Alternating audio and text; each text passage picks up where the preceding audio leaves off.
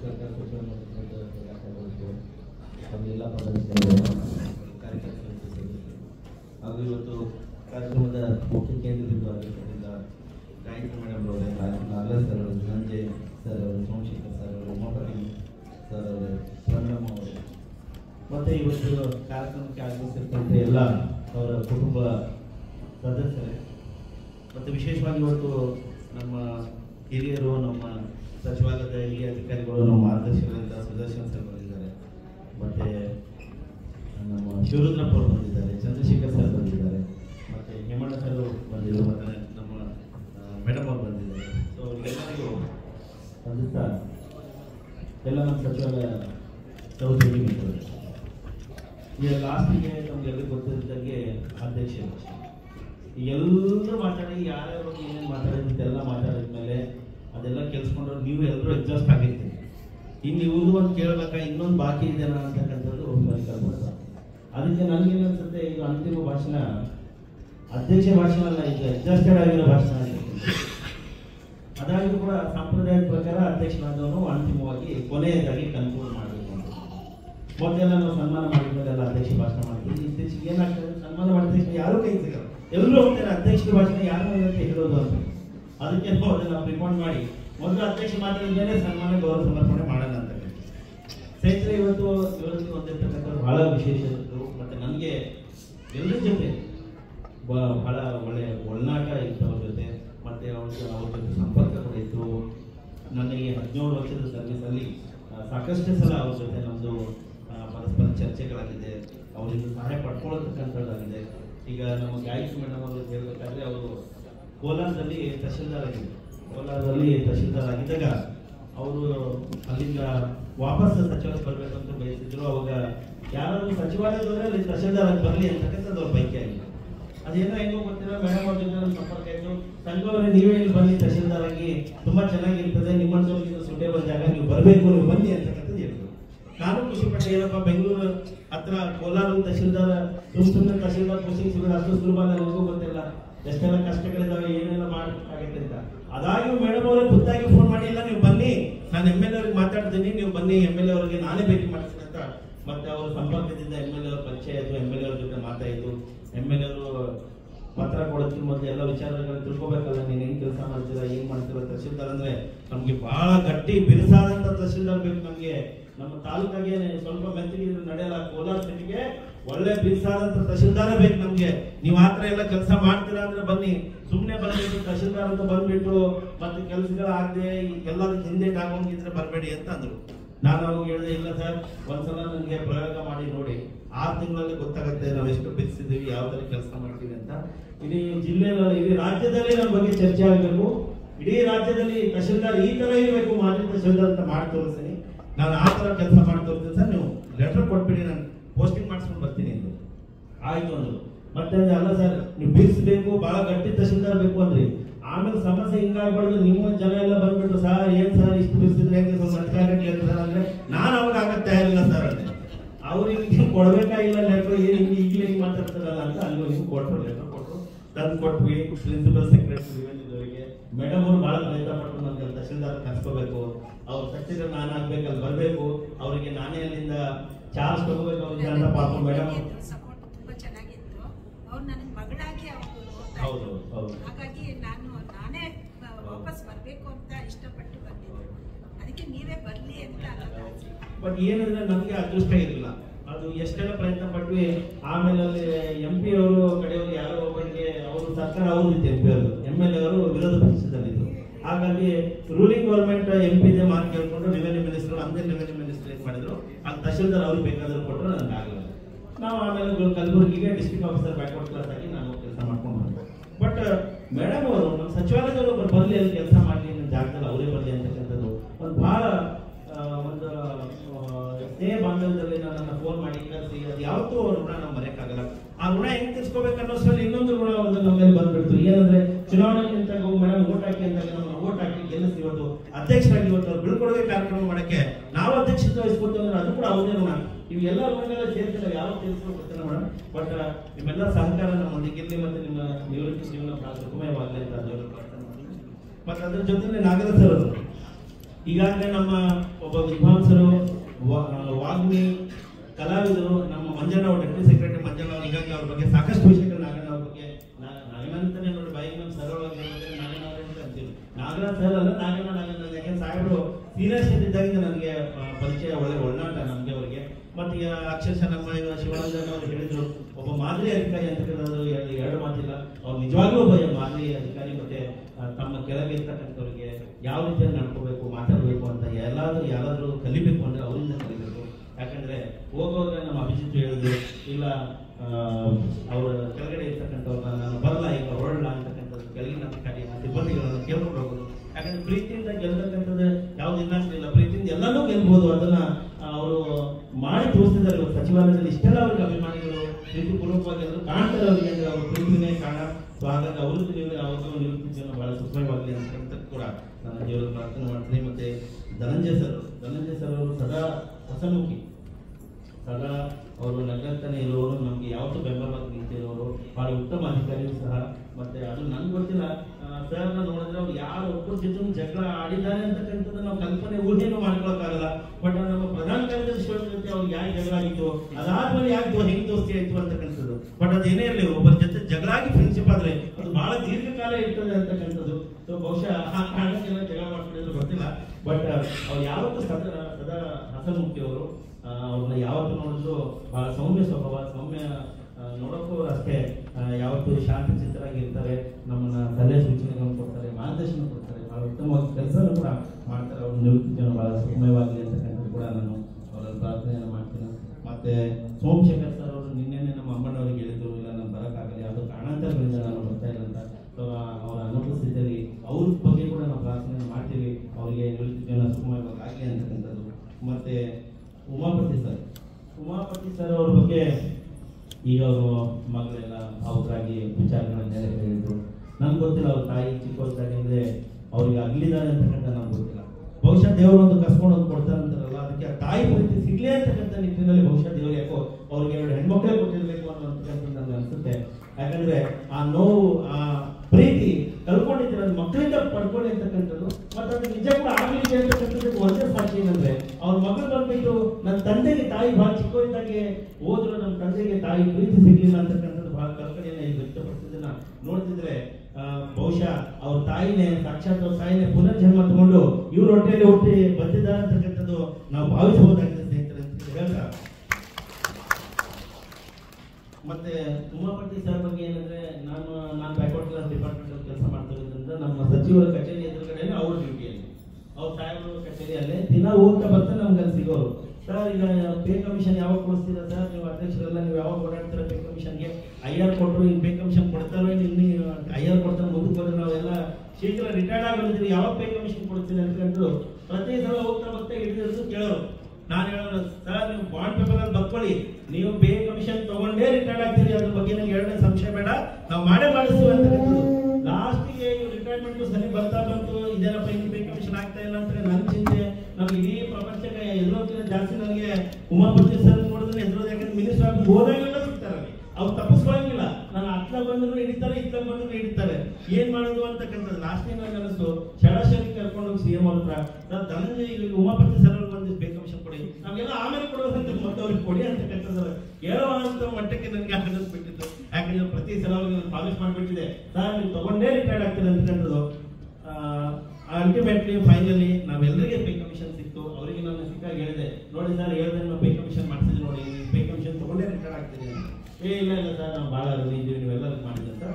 ಅದಕ್ಕೆ ಮೂಲ ಕಾರಣಗಳು ನಾವುಗಳಲ್ಲ, ನಾವು ಹೋರಾಟ ಕರೆ ಕೊಟ್ಟಾಗಲಲ್ಲ ನಮ್ಮ ಉಮಾಪತಿ ಸರ್ ಅಂತವರು ಬಂದು ನಮ್ಮ ಗಲ್ಲಿಗೆ ಹೆಗ್ಲಿಗೆ ಕೊಟ್ಟು ನಿಂತಕ್ಕಂಥವ್ರು. ಆ ಕಾರಣದಿಂದ ನಾವು ಯಶಸ್ವಿ ಆಗಿದೆ ಅಂತಕ್ಕಂಥದ್ದು ನಿಮ್ಗೆಲ್ಲ ಗೊತ್ತಿರಬೇಕು. ನಾವು ಗಾಂಧಿ ಪ್ರತಿಮೆ ಹತ್ರ ಎಲ್ಲ ಪ್ರತಿಭಟನೆ ಮಾಡಿದ್ವಿ. ಈ ರಾಜ್ಯ ಸರ್ಕಾರ ಬಂದ ಮೇಲೆ ಮೊಟ್ಟ ಮೊದಲ ಪ್ರತಿಭಟನೆ ಪೇ ಕಮಿಷನ್ಗೋಸ್ಕರ ನಾವುಗಳು ಮಾಡಿದ್ವಿ. ಅವಕ್ಕೆಲ್ಲ ಪೂರಕವಾಗಿ ಕೆಲಸ ಮಾಡ್ತಕ್ಕಂಥವ್ರು ಉಮಾಪತಿ ಸರ್ ಅಂತವರೆಲ್ಲರೂ. ಅವರಿಂದ ಇದೆಲ್ಲ ಸಾಧ್ಯ ಆಗಿದೆ.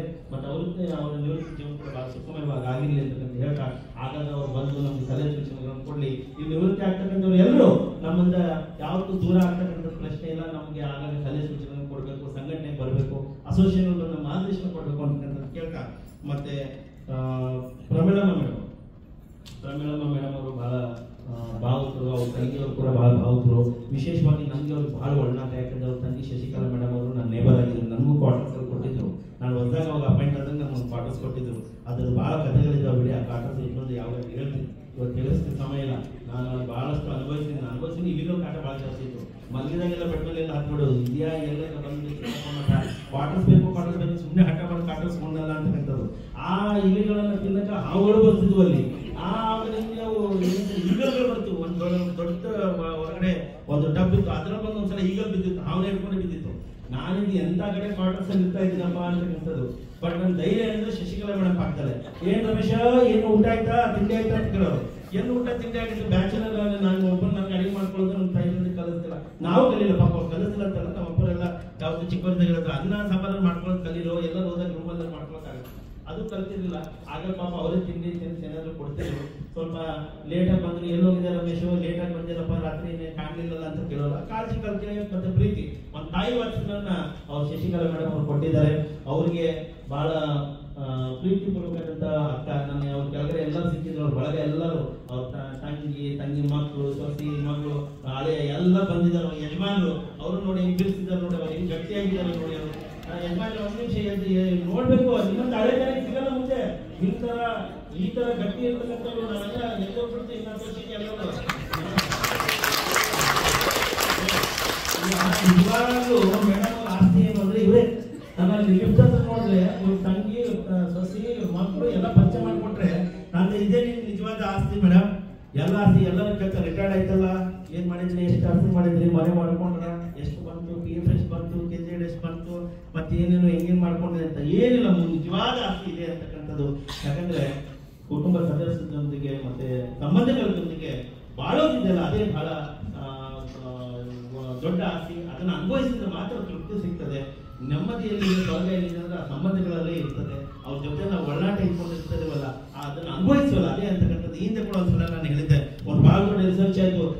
ಬಹಳ ಅತ್ಯಂತ ಸುಖವಾಗಿರೋ ಮನುಷ್ಯ ಯಾರು ಅಂತಕ್ಕಂಥದ್ದು ಯಾವ್ದಾದ್ರು ಯೂನಿವರ್ಸಿಟಿ, ದೊಡ್ಡ ಯೂನಿವರ್ಸಿಟಿಯಲ್ಲಿ ಸರ್ವೆ ಆಯ್ತಂತ ಈ ವಯಸ್ಸಲ್ಲಿ ಯಾರು ನಿಜವಾಗ ಸುಖಿಯಾಗಿದ್ದಾನೆ, ಬಹಳ ದುಡ್ಡ ಇರ್ತಕ್ಕಂಥ ಶ್ರೀಮಂತನ ಅಥವಾ ಬಡವನ, ಏನು ಇರ್ತಕ್ಕಂಥವನ ಅಂತ ಎಲ್ಲ ಸರ್ವೆ ಆಗಿ 20 ವರ್ಷ ಹೋದಂತ ಸರ್ವೆ ಮಾಡಕ್ಕೆ ಯಾರು ಸುಖಿಯಾಗಿರ್ತಾರೆ ಈ ಪ್ರಪಂಚದಲ್ಲಿ ಅಂತ ಅಂತಿಮವಾಗಿ ಹುಡ್ಕೊಂಡು ನೋಡಿದ್ರೆ ಆ ಸರ್ವೆ ರಿಪೋರ್ಟ್ ಏನ್ ಬರ್ತಂದ್ರೆ, ಯಾವ ವ್ಯಕ್ತಿಗೆ ಸಂಬಂಧಗಳಿದಾವೋ, ದೊಡ್ಡ ಕುಟುಂಬ ಇದನೋ, ತುಂಬಿ ತುಳುಕತಕ್ಕಂಥ ಕುಟುಂಬ ಇದನೋ, ಅಕ್ಕ ತಂಗಿ, ಅಣ್ಣ ತಮ್ಮ, ತಾಯಿ ತಂದೆ, ಚಿಕ್ಕಪ್ಪ ದೊಡ್ಡಪ್ಪನ ಮಕ್ಕಳು, ಚಿಕ್ಕಪ್ಪನ ಮಕ್ಕಳು, ಅಜ್ಜಿ ಅಜ್ಜಂದ್ರು ಎಲ್ಲರೂ ಇರ್ತಾರೋ, ಅವ್ರ ಸಂಬಂಧಗಳನ್ನ ಅನುಭವಿಸ್ತಾನೋ, ಅವ್ರ ಜೊತೆ ಚೆನ್ನಾಗಿ ಒಳ್ಳಾಟ ಇಟ್ಕೊಂತಾನೋ, ಅದನ್ನ ಗ್ರಹಿಸ್ತಾನೋ, ಅವ್ರ ಜೊತೆಯಲ್ಲಿ ಬೆಳಿತಾನೆ, ಅವನಿಗೆ ಮಾತ್ರ ಸುಖವಾಗಿ ಜೀವನದಲ್ಲಿ ಬರ್ತಾನೆ. ಇನ್ ಯಾರು ತುಂಬಿದವರು ಅಲ್ಲ ಅಂತಕ್ಕಂಥದ್ದು ಸರ್ವೆನಲ್ಲಿ ಒಂದು ಓದ್ಬೇಕು. ನೋಡ್ತಿದ್ರೆ ಇವತ್ತು ಇಲ್ಲಿ ಇರ್ತಕ್ಕಂಥವ್ರಲ್ಲಿ ಎಲ್ಲರಿಗಿಂತ ಶ್ರೀಮಂತ ನನ್ಗೆ ಯಾರು ಕಾಣ್ತಾ ಇದ್ರೆ ಇವತ್ತು ಅಂದ್ರೆ ಪ್ರಮಿಳಮ್ಮ ಮೇಡಮ್ ಅವರೊಬ್ಬರೇ ಕಾಣ್ತಾರೆ. ಅವ್ರಿಗೆ ನೋಡ್ತಿದ್ರೆ ನಾವೆಲ್ಲ ಬಡವರೇನೋ ಅಂತ ಅನ್ಸ್ಬಿಡ್ತೇವೆ. ಯಾಕಂದ್ರೆ ಅಷ್ಟು ಅಂತ ಕುಟುಂಬಗಳಿಗೆ ಎಲ್ಲಿದ್ದಾವೆ ಹೇಳ್ರಿ. ಏನಾದ್ರು ಮದುವೆಗೆ ಕಾರ್ಡ್ ಕೊಡ್ಬೇಕಂದ್ರೆ ವಾಟ್ಸಪ್ ಅಲ್ಲಿ ಕಳ್ಸೋದು, ನೀನ್ ಬಂದ್ರೆ ಬಾ ನೋಡು, ಆದ್ರೆ ಬಾ ಏನಂತ ಬಿಡು ಅಂತ. ಅವರ ತಾಯಿ ಇವತ್ತು ಅವರ ಅತ್ತೆ ಇದ್ದಾರೆ, ಒಬ್ಬರಿಗೆ ತಾಯಿ ಆಗಿದ್ದಾರೆ, ಒಬ್ಬರಿಗೆ ಅಕ್ಕ ಆಗಿದ್ದಾರೆ, ಒಬ್ಬರಿಗೆ ಹೆಂಡತಿ ಆಗಿದ್ದಾರೆ. ಎಲ್ಲರೂ ಹೋಗ್ಬೇಕು ಆ ಕಾರ್ಯಕ್ರಮನ ಕಟ್ಟುಂಬ ನೋಡ್ಬೇಕು ಅಂತ ಪ್ರೀತಿ ಪೂರ್ವಕವಾಗಿ ಬಂದು ಅವ್ರು ಮಾತಾಡುವಾಗ, ಅವ್ರ ತಂಗಿ ಮಾತಾಡುವಾಗ ಅವ್ರ ಕುಟುಂಬ ಸದಸ್ಯರಲ್ಲಿ ಕಣ್ಣಲ್ಲಿ ನೀರು ಬರ್ತಾ ಇತ್ತು. ಯಾಕೆ? ಪ್ರೀತಿ ಎಷ್ಟೇ ದೂರ ಇವತ್ತು. ಅವರು ನಮ್ಮ ಸಾಹೇಬರು ಧನಂಜಯ ಸರ್ ಮಗಳು ಮಾತಾಡುವಾಗ ಅವರು ಭಾವುಕರಾದ್ರು. ಇಲ್ಲಿ ಈ ಕಡೆ ನಮ್ಮ ಉಮಾಪತಿ ಸರ್ ಮಗಳು ಮಾತಾಡುವ ಅವರು ಭಾವುಕರಾದ್ರು. ಪ್ರೀತಿಯಲ್ಲಿ ಇರ್ತದೆ, ಅದು ಜಯ ಇರ್ತದೆ, ಸುಖ ಇರ್ತದೆ, ನೆಮ್ಮದಿ ಇರ್ತದೆ, ಶಾಂತಿ ಇರ್ತದೆ. ಎಲ್ಲೆಲ್ಲೋ ಸುಖ ಶಾಂತಿ ಉಳ್ಕೊಳ್ಳೋಕೆ ಹೋಗ್ತಕ್ಕಂಥ ಅಲ್ಲ. ಸೊ ಅದಕ್ಕೆ ನಾವು ಹೇಳೋದು ನಿಜವಾದ ಆಸ್ತಿ ಇದ್ರ ಜೊತೆಗೆ ಇನ್ನೊಂದಿದೆ. ಏನಂದ್ರೆ ನಾವು ಸಚಿವಾಲಯದಲ್ಲಿ ಅವ್ರ ಜೊತೆ ಕೆಲಸ ಮಾಡ್ತೀವಲ್ಲ, ನಮ್ಮ ಜೊತೆ ಒಳ್ಳಾಟ ಇಟ್ಕೊಳ್ಳೋದು ಅದು ಕೂಡ ಒಂಥರ ಆಸ್ತಿನೇ. ಅದು ಕೂಡ ಒಂಥರ ಸುಖ ನೆಮ್ಮದಿ ಸಮೃದ್ಧಿ ಕೊಡ್ತದೆ. ಯಾಕಂದ್ರೆ ಬಹಳ ಜನ ಬರೀ ಕುಟುಂಬ ನಾವು ಕೂಡ, ಯಾಕಂದ್ರೆ ಮದುವೆ ಆದ್ಮೇಲೆ ಇದು ಜಾಬ್ ಸಿಕ್ಮೇಲೆ ಮದುವೆ ಆಗ್ತಾರೆ. ಮದುವೆ ಆದ್ಮೇಲೆ ಹೆಂಡತಿಗಿಂತ ಜಾಸ್ತಿ ಸಮಯ ಅವ್ರಿಗೆ ನಮ್ಮ ಜೊತೆ ಕಳೀತಾರೆ. ಅವರೆಲ್ಲ ಸಹೋದ್ಯೋಗಿಗಳು. ಅವ್ರು ಇವತ್ತ ಜಾಬ್ ಜಾಯಿನ್ ಆಗಿ ಒಂದು ವರ್ಷಕ್ಕೆ ಮದುವೆ ಆದ್ರೆ ಅವ್ರಿಗಿನ ಸಿನಿಯಾರಿಟಿ, ಅವ್ರ ಹೆಂಡತಿಗಿನ ಸಿನಿಯಾರಿಟಿ ನಾವು ಪಡ್ಕೊತೀವಿ ಸ್ನೇಹಿತರಾದಂತ. ಇಲ್ಲಿ ಸಚಿವಾಲಯದಲ್ಲಿ ಸಹೋದ್ಯೋಗಿಗಳು ಪಡ್ಕೊಂತೀವಿ.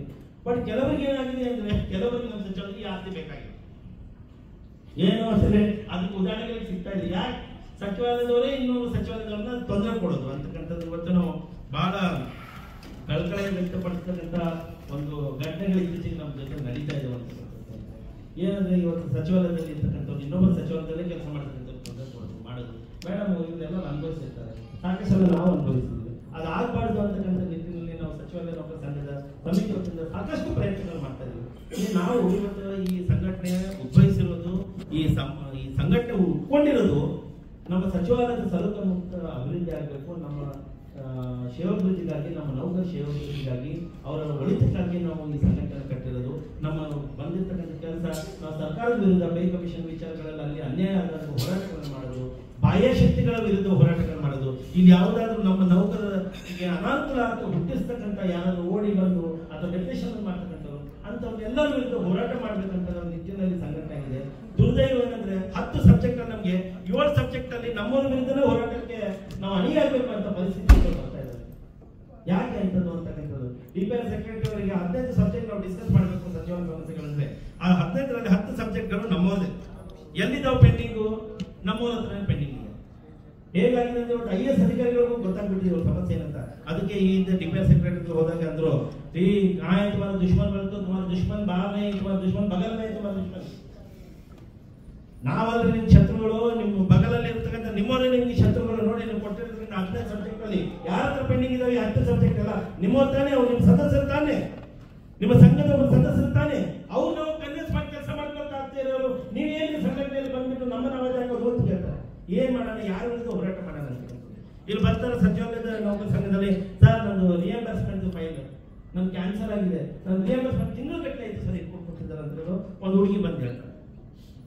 ಇನ್ನೊಬ್ರು ಬರ್ತಾರೆ, ಸರ್ ನಮ್ದು ಎಲ್ಲರೂ ನಾವು ಹೈದರಾಬಾದ್ ಕರ್ನಾಟಕ ಭಾಗದವರು. ಇನ್ನೊಬ್ರು ಬರ್ತಾರೆ, ಸರ್ ನಾವು ಇನ್ನೊಂದು ಭಾಗದವರು, ನಮ್ದು ಪ್ರೊಫೆಷನಲ್ ಪೀರಿಯಡ್ ಡಿಕ್ಲೇರ್ ಮಾಡಿದ್ರೆ ಸುಮ್ಮನೆ ಇಟ್ಕೊಂಡು ಕುಂತಿರ್ತಾರೆ ಅಂತ. ಸರ್ SO2 ಅಂಡರ್ ಪ್ರಮೋಷನ್ ಕೊಡೋದು ಫೈಲ್ 1 ತಿಂಗಳು ಆಯ್ತು, ಅಲ್ಲೇ ಬಿಟ್ಟಿದ್ದು ಸರ್, ಡಿಫಿಸ್ ಮಾಡ್ತಾ ಇಲ್ಲ ಅಂತಕ್ಕಂಥದ್ದು. ಇನ್ನೊಬ್ರು ಸರ್ ಸುಮ್ಮನೆ ನಮಗೆ ವಿನಾಕಾರಣ ಇದು ತೊಂದರೆ ಕೊಡ್ತಾ ಇದ್ದಾರೆ ಸರ್, ಸುಮ್ಮನೆ ಅದ್ ಮಾಡ್ತಾ ಇದ್ದಾರೆ ಸರ್, ಇದು ಮಾಡ್ತಾ ಇದ್ದಾರೆ. ಇನ್ ಕೆಲವರು ಸರ್ ನಮ್ಮ ಸಬ್ಜೆಕ್ಟ್ ಎಲ್ಲ ಸಚಿವಾಲಯದ ಫೀಲ್ಡ್ ಅವ್ರಿಗೆ ಎಲ್ಲ ಕೊಡ್ತಾ ಇದ್ದಾರೆ ಸರ್ ಅಂತಕ್ಕಂಥದ್ದು. ಯಾರ ವಿರುದ್ಧ ಹೋರಾಟ ಮಾಡ್ಬೇಕು ನಾವು? ಈ ನಾವು ನೋಡಿ ನೋಡಿ ನೋಡಿ ಇತ್ತೀಚೆಗೆ ಏನ್ ಮಾಡ್ತೇವೆ, ಸಂಘಟನೆಗೆ ಅವ್ರು ಕರೆಸಿ ಅವ್ರು ಸ್ವಲ್ಪ ಮಂಗಳಾರತಿ ಮಾಡಿ, ಇನ್ನು ಮುಂದೆ ಅದಕ್ಕೂ ಸರಿ ಹೋಗಲ್ಲ ಅಂದ್ರೆ ಇಡೀ ವಾಟ್ಸ್ಆಪ್ ಗ್ರೂಪ್ ಅಲ್ಲಿ ಇಂಥವ್ರು ನಮ್ಮ ನೌಕರಿಗೆ ಅನಾನುಕೂಲ ಮಾಡ್ತಾ ಇದ್ದಾರೆ, ಇವರಿಗೆ ಧಿಕ್ಕಾರವಿರಲಿ ಅಂತಕ್ಕಂಥದ್ದು ನಾವೆಲ್ಲ ವಾಟ್ಸ್ಆಪ್ ಗ್ರೂಪ್ ಅಲ್ಲಿ ಹಾಕ್ಬೇಕಾ? ಏನು ಆ ಮಟ್ಟಕ್ಕೆ ಹೋದ್ಮೇಲೆ ಸುಧಾರ ಆಗ್ತೀರಾ ಅಂತಕ್ಕಂಥದ್ದು ಅರ್ಥ ಆಗ್ತದೆ. ಡಿಪಿಆರ್ ಆಗಿರ್ಬೋದು, ಎಕ್ಸಿಕ್ಯೂಟಿವ್ ಆಗಿರ್ಬೋದು, ಸರ್ವಿಸ್ ರೂಲ್ ಆಗಿರ್ಬೋದು, ಆಡಿಪೇರ್ ಆಗಿರ್ಬೋದು, ರೆವೆನ್ಯೂನಲ್ ಆಗಿರ್ಬೋದು, ಎಷ್ಟೆಲ್ಲ ಸಮಸ್ಯೆಗಳು 99% ಸಮಸ್ಯೆಗಳು ನಮ್ಮವರಿಂದ ಉದ್ಭವಿಸ್ತಾ ಇದೆ.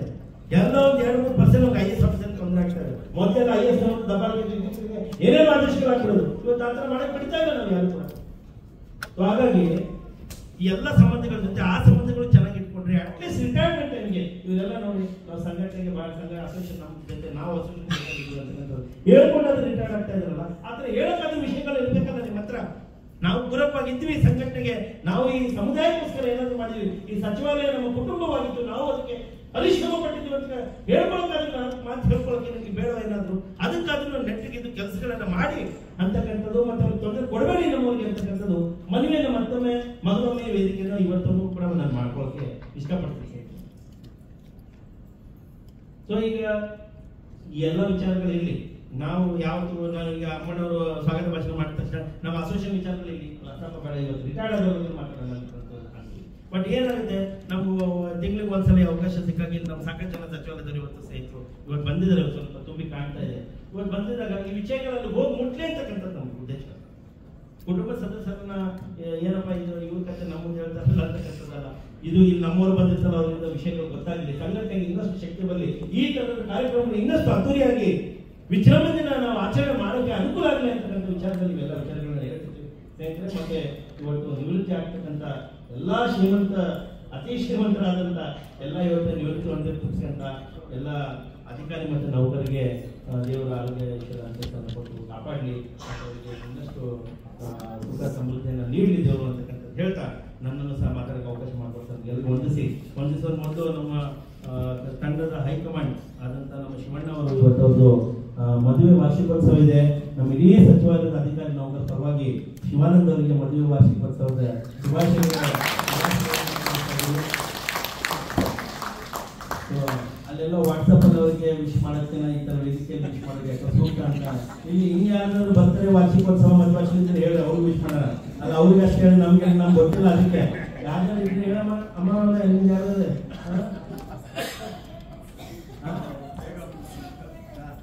ಏನು ಹೊಸಬಟ್ಟು ಕೋಟೆ ಏನು ಭಾಳ ದೂರನ ಇದೇ ದಿನಾಗತ ಕಾರ್ಯಕ್ರಮ 30 ವರ್ಷ ಸರ್ವಿಸ್ ಮಾಡಿದವ್ರಿಗೆ ಹೆಂಗ್ ಆಗ್ಬೇಕು ಅದೆಲ್ಲ ಊರಲ್ಲಿ ಅನ್ಬೇಕು. ಏನ್ ಈಗ ಬೇಗ ಬಂದ್ರೆ ಅಂತ ಅನ್ಬಾರ್ದು. ಏನ್ ಕಾರ್ಯಕ್ರಮ ಭಾಳ ದೂರ ಇಟ್ಟಾರೆ ಲೇಟ್ ಆಗಿ ಬಂದಲ್ಲ ಅನ್ಬೇಕು. ನೀವು ಬೇಗ ಹೋಗ್ಬಿಟ್ರೆ ನಮ್ಗೂ ಕೆಟ್ಟ ಹೆಸರದು. ಏನ್ರೆ ಇವ್ರಿಗೆ ಏನ್ ಕಾರ್ಯಕ್ರಮ ಮಾಡೋಣ ಬೇಗ ಕಳ್ಸ್ಕೊಟ್ಟವ್ರಲ್ಲ ಅಂತ. ಅದಕ್ಕೆ ಇನ್ನೂ 2 ಅವರ್ಸ್ ಲೇಟ್ ಆದ್ರೂ ಪರವಾಗಿಲ್ಲ. ವಿಧಾನಸೌಧ ಸುತ್ತಾಡ ಹೋಗ್ಬೇಕಿವಲ್ಲ, ವಿಧಾನಸೌಧ ಹಿಂಗ್ ಸುತ್ತಾಕೊಂಡು ಹಂಗ್ ಬಂದು ಹಿಂಗೊಂದು ಸುತ್ತಾಕೊಂಡು ಆ ಗಾಂಧಿ ಸ್ಟ್ಯಾಚ್ಯೂ ಹತ್ರ ಒಂದು 4 ಫೋಟೋ ತೆಕ್ಕೊಂಡು ಲೇಟ್ ಆಗಿ ಹೋಗ್ಬೇಕು ಎಲ್ಲ ಊರಿಗೆ. ಆಯ್ತಾ? Okay, thank you very much.